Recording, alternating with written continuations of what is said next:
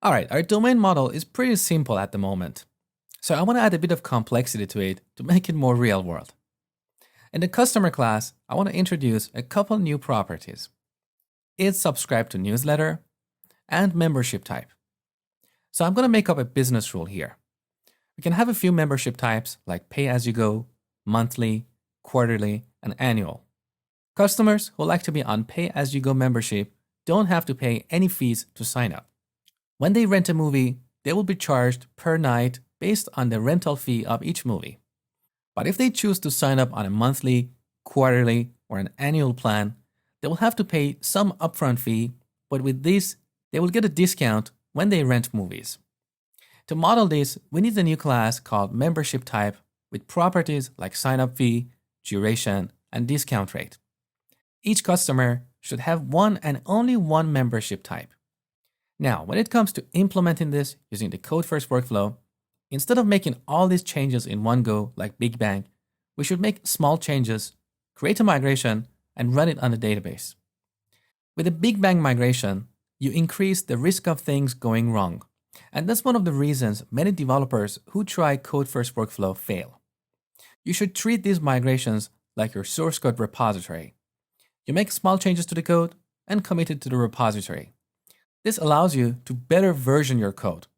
The same principle applies with migrations. So now in models folder, I'm going to open up customer, add a new property. Bull is subscribed to newsletter. Now I want to create a migration.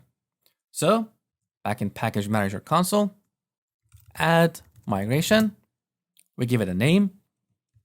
Add is subscribed to customer. See, with a small change, we can easily name a migration. But if we combine multiple changes, naming the migration will be difficult. Okay, migration created, update, database. Beautiful, no errors because I worked on a small migration. Now the second change. So in Solution Explorer, right-click models, we add a new class, membership type. So here we need a few properties, sign-up fee, duration, and discount rate. For sign-up fee, I'm going to use short because we don't need any values more than 32,000. So prop short sign-up fee. For duration, let's use byte because the largest number we want to store is 12 for 12 months. So byte duration. Now the problem with this name is that it doesn't tell me whether this is in days, months, years. So let's change this to duration in months. That's more specific. For discount rate, let's use byte again because this is going to be a percentage between 0 and 100. Discount rate. Now in Entity Framework, every entity must have a key, which will be mapped to the primary key of the corresponding table in the database. By convention, this property should be called either ID or the name of the type plus ID. So let's create a new property, prop byte.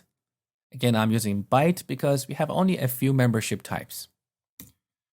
And call this ID. So this is our membership type. Now we need to associate our customer class with membership type. So back to customer class, I'm going to add a new property, membership type, and just call it membership type. This is what we call a navigation property because it allows us to navigate from one type to another, in this case, from customer to its membership type.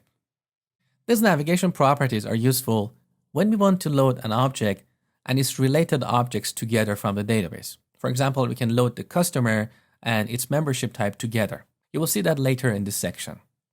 Now, sometimes for optimization, we don't want to load the entire membership object. We may only need the foreign key. So we can add another property here, byte, and by convention, we're going to call it membership type ID. So Entity Framework recognizes this convention and treats this property as a foreign key.